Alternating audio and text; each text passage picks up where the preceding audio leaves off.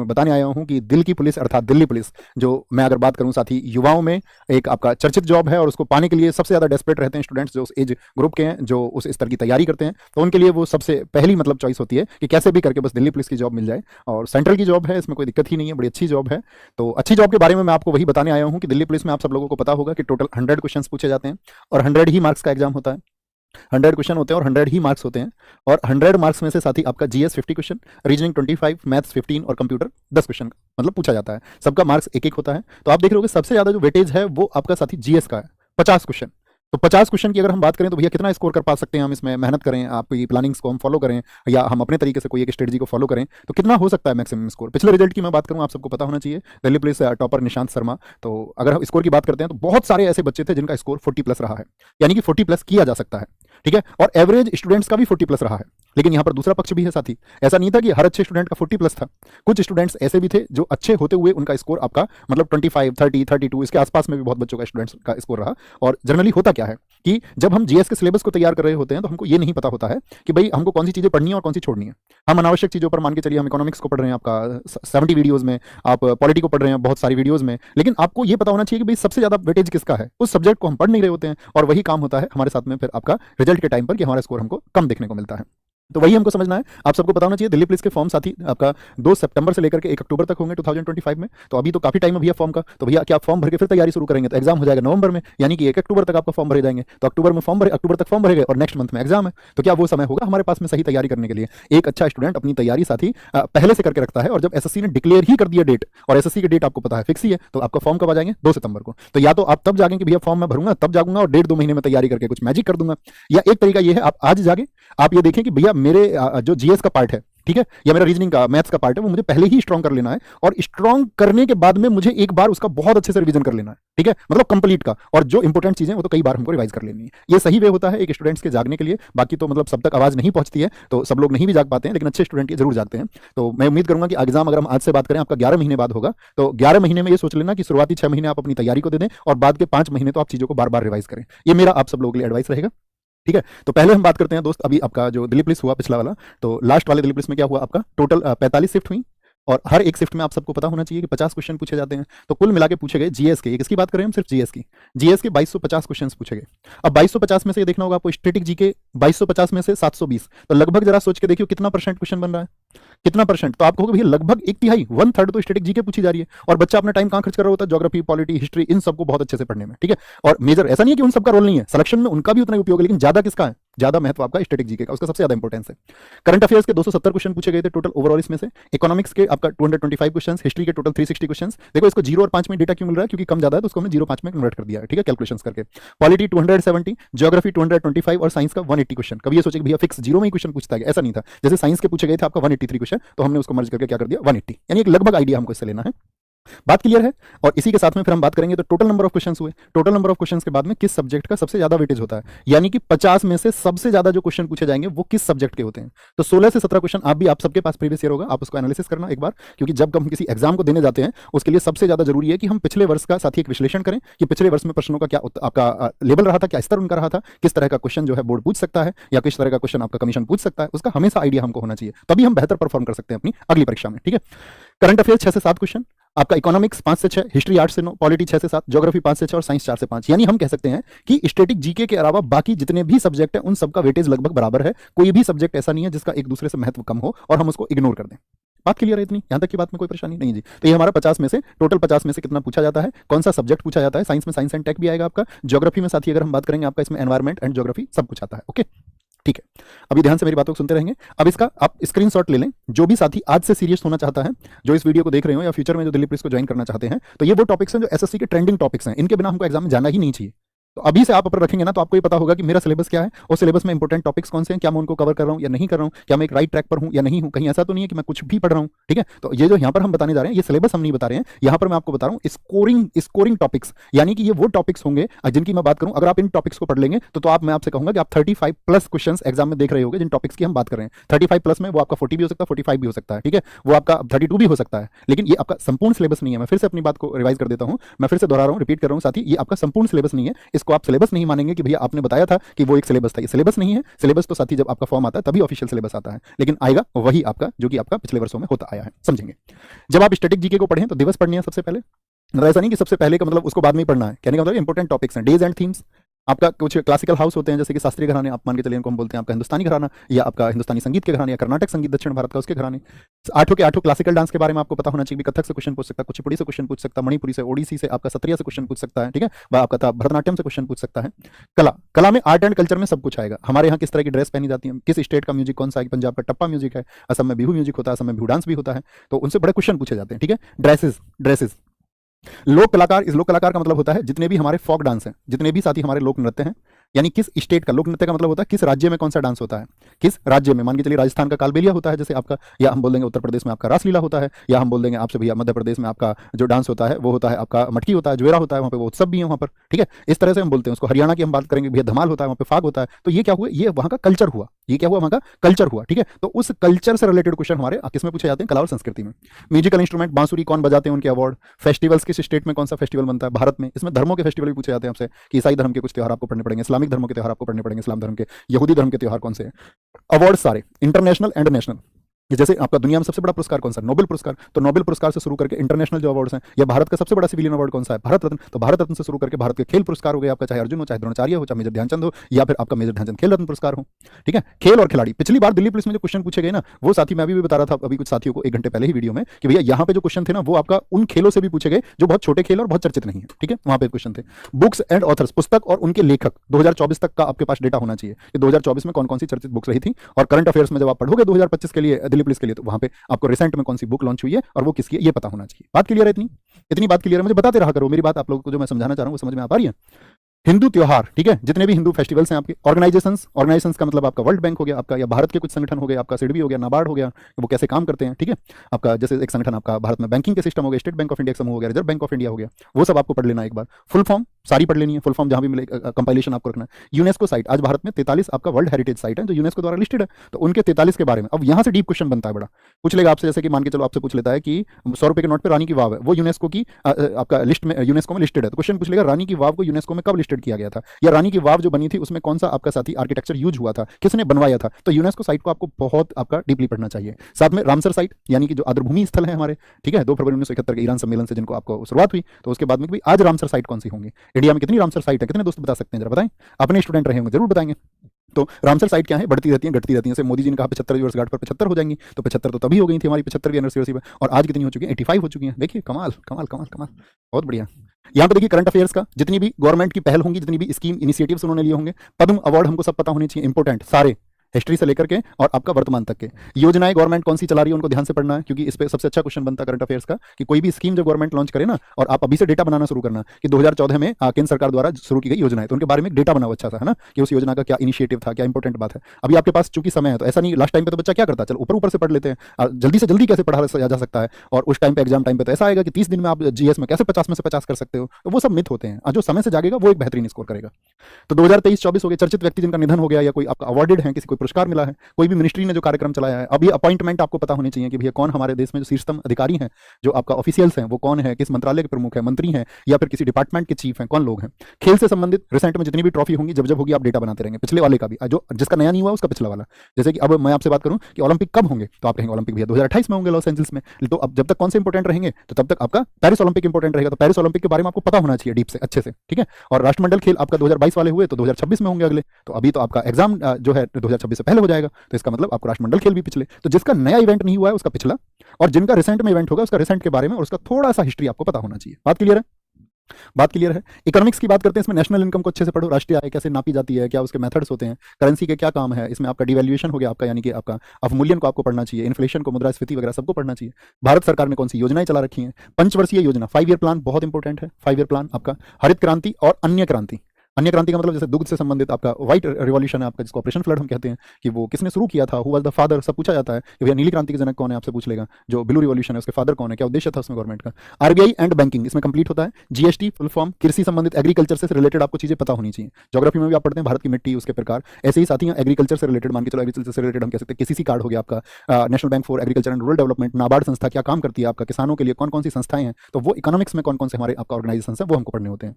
मौद्रिक नीति, monetary policy, सभी वित्तीय संगठन और स्टॉक एक्सचेंज, चाहे आपका नेशनल स्टॉक एक्सचेंज हो या आपका बॉम्बे स्टॉक एक्सचेंज, बीएसई, दुनिया के और स्टॉक एक्सचेंज उनसे कंपैरिजन करके पढ़ना है। हिस्ट्री को देखिए ध्यान से, स्क्रीनशॉट ले लीजिए इसका, क्योंकि हिस्ट्री देखो, हिस्ट्री में जो क्वेश्चन पूछा था दिल्ली पुलिस में तो कहीं से भी उठा के रखेगा, ये बात तो पहले माइंडसेट में रख लो, है ना। तो यहाँ पे क्या होगा, हड़प्पा सभ्यता, वैदिक सभ्यता, वंश राजधानी, वंश संस्थापक, महाजनपद, ये वो चर्चित टॉपिक हैं जो एसएससी अपने जीडी में भी इन टॉपिक्स को पूछता है, दिल्ली पुलिस में भी इन्हीं को पूछता है। आप पिछला वाला दिल्ली पुलिस उठा के देखो, तो पिछले वाले दिल्ली पुलिस को उठा के आप क्या कहेंगे, आप कहोगे भैया इसने तो जो है 50% चीजें तो रिपीट मोड पर ली हैं, 50%, बस 50% में आया है। यानी आप देखोगे पिछले एग्जाम में भी 22 से 22 क्वेश्चन ऐसे थे जो प्रीवियस ईयर के थे, और बाकी बचे 26, 27, 28 क्वेश्चन वो आपका एक्सपेक्टेड या नए क्वेश्चन थे, उनके लिए तो एफर्ट सबको लगाना पड़ता है।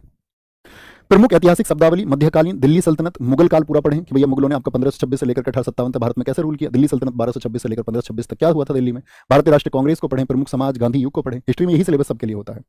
पॉलिटी का तो पढ़िए, सबसे पहले संविधान सभा, ठीक है, जो बेसिक आपका जो आर्टिकल्स, इंपोर्टेंट आर्टिकल्स वो आपको पता होना चाहिए, संविधान के किस भाग में क्या लिखा गया है, किस अनुसूची में क्या लिखा गया है, वो बेसिक जानकारी आपको होनी चाहिए, ठीक है। फिर आपको मौलिक अधिकार पढ़ने के बाद में फिर आपका डीपीएसपी और मौलिक कर्तव्य हो गए, fundamental duties, parts of constitution हो गए, आपका इंपोर्टेंट आर्टिकल्स हो गए, और आपका इंपोर्टेंट आपका कॉन्स्टिट्यूशनल अमेंडमेंट्स हो गए, महत्वपूर्ण संविधान संशोधन, हाई कोर्ट, सुप्रीम कोर्ट को पढ़िए, राज्यपाल को पढ़िए बहुत अच्छे से, उसके संबंधित आर्टिकल, राज्यपाल कैसे चुना जाता है, ठीक है। और फिर आपका राष्ट्रपति, राष्ट्रपति की पावर्स क्या क्या है, राष्ट्रपति के बारे में क्या क्या अधिकार है, उसका अधिकार क्षेत्र क्या है, राष्ट्रपति के सभी अनुच्छेद आपको जैसे आर्टिकल 52 से शुरू होता है सब पता होना चाहिए आपको। उपराष्ट्रपति आर्टिकल 63 से उसके क्या अधिकार है, वो राज्यसभा का उपसभापति होगा, वहां पर उसके क्या अधिकार हैं, ओके। और नीति आयोग को, ठीक है, नीति आयोग को ये पढ़ना है, ये बहुत इंपॉर्टेंट है।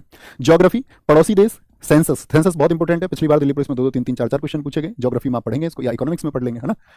तो पर्वत, चट्टान, ज्वालामुखी, परिवहन, अब आप देखो ये टॉपिक्स मैं आपको क्यों बता रहा हूँ, ये मैं बता रहा हूँ, आप इन टॉपिक्स के लिए यूट्यूब पे आप सबके लिए क्लासेस अवेलेबल हैं, ठीक है। आपको किन्हीं भी अच्छे, आपको जानते हो कि ये टीचर अच्छे हैं और उनकी जो कोई आपको वीडियो मिले, अगर आप वो पहचानना जानते हैं तो आप उनकी वीडियो देख करके अपने सिलेबस को कवर कर सकते हैं सारे को, और ये टॉपिक्स आपने कवर कर लिए कैसे भी, कहीं से भी करें। इंपॉर्टेंट बात यह है कि आपको टॉपिक्स कवर करने और उसको अपने सिलेक्शन में कन्वर्ट करना है। मेजर बात ये नहीं है कि आपको यहाँ से पढ़ना है वहां से पढ़ना, बात यह है कि आपको जो चीजें पढ़नी है वो आप पढ़ लोगे या नहीं पढ़ लोगे, ठीक है।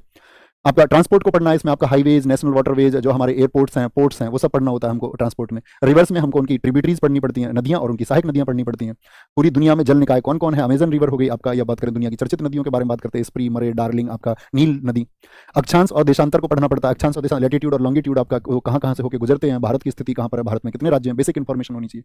पूरे वायुमंडल को, ठीक है, वायुमंडल में फिर हमारा इसमें आपका वनस्पति, भारत में कौन कौन सी मान, चलो सदाबहार वन है तो कैसे बटे हुए हैं, आपका भारत का जो भौगोलिक विभाजन है वो किस तरह से हुआ है, ठीक है। भौगोलिक विभाजन समझ रहे हैं, मतलब प्रायद्वीप के पठार में भी बांटा गया, हिमालय में भी बांटा गया भारत को, इस तरह से गंगा ब्रह्मपुत्र का मैदान भी है। इंडस्ट्रीज, अब इसमें सब कुछ आता है इंडस्ट्रीज में, आपका कौन सा उद्योग हो गया, सेल हो गया, आपका भेल हो गया, एनटीपीसी हो गया, यानी कि महारत्न नवरत्न कंपनियों के बारे में हमको अच्छे से पढ़ना चाहिए, ओके।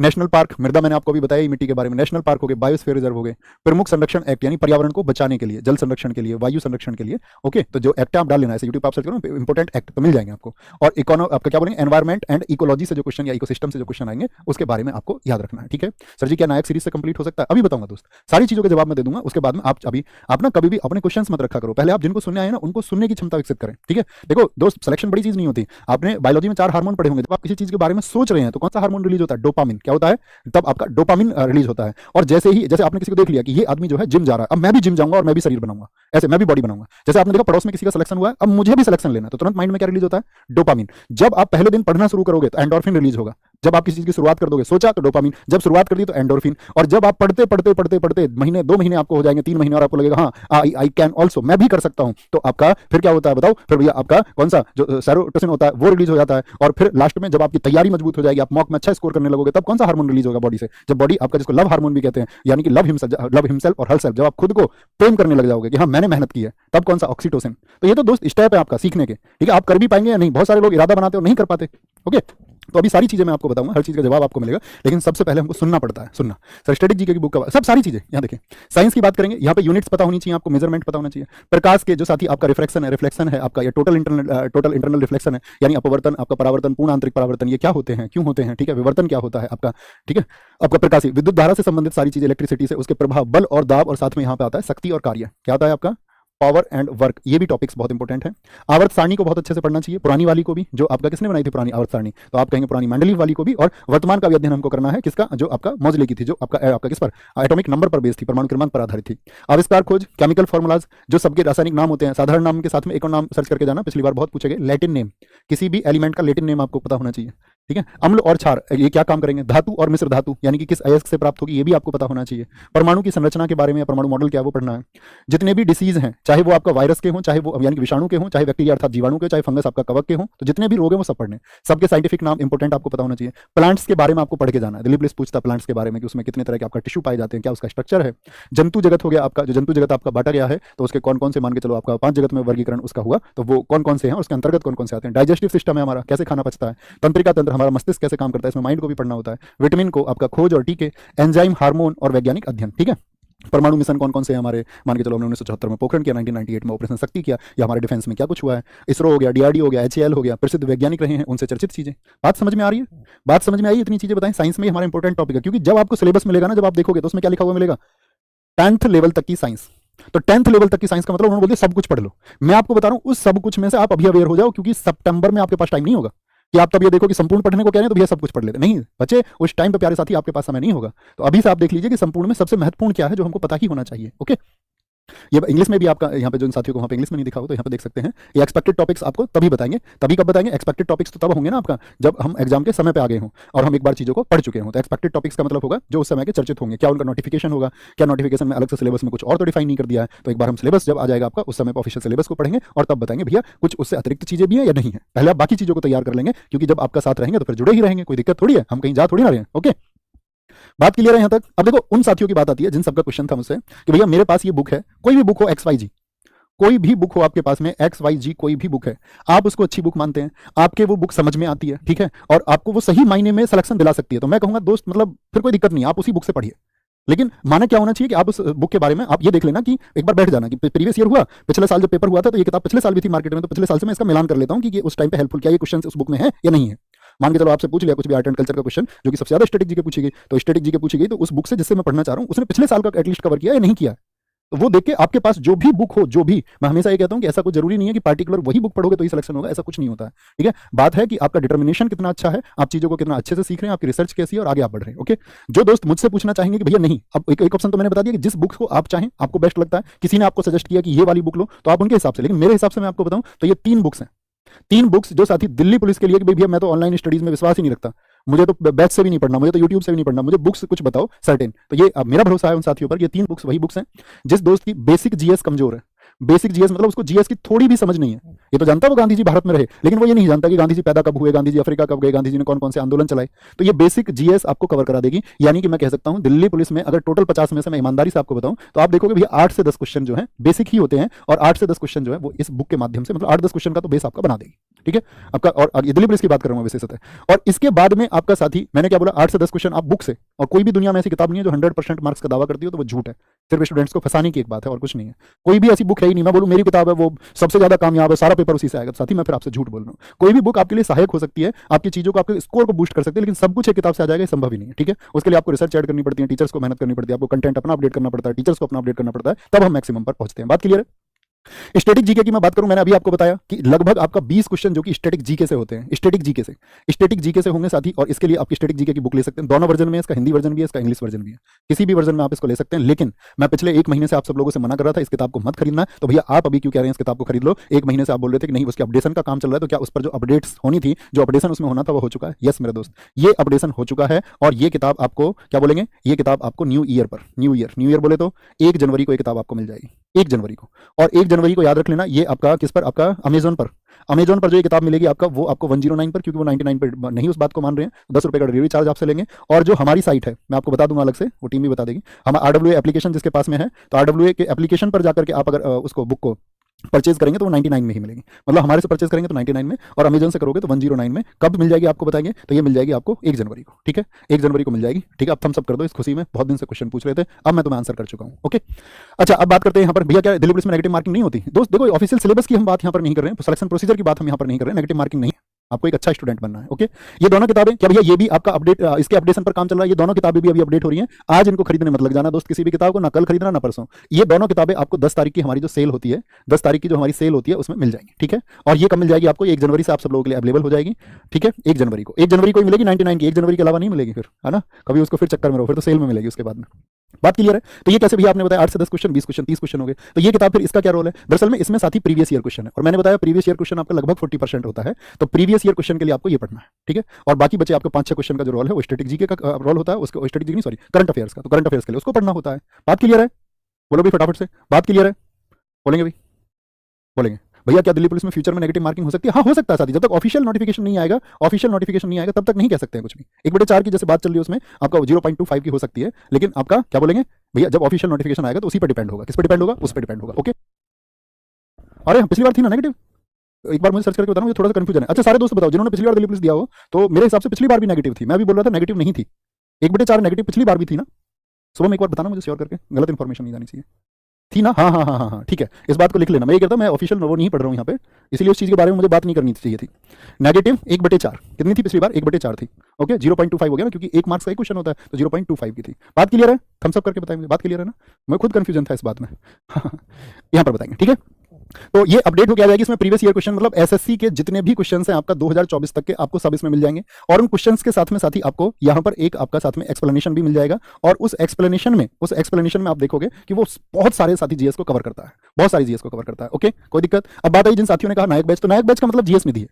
नायक बैच में मतलब हम क्या कर रहे हैं आपका, वहां पे हम अपने एक क्वेश्चन प्रैक्टिस कर रहे हैं। प्रीवियस ईयर क्वेश्चंस कैसे पूछे जाते थे, तो वो तो पुराना आपका हो चुका है, उसको हमने बहुत अच्छे से किया। आपके पास समय है अभी पीआईक्यू करने का, तो पीवाईक्यू करके अब से तैयार रहिए, नहीं तो मैं आपसे प्रॉमिस करता हूं जब आपका एग्जाम आएगा तो मैं आपके लिए भी पीवाईक्यू करवाऊंगा, यूट्यूब पे फ्री ऑफ कॉस्ट कराऊंगा, उसकी चिंता नहीं करनी है। ओके, ठीक है जी बॉस, इतनी बात समझ गए। तो हमें सबसे पहले समझना है दिल्ली पुलिस का पैटर्न।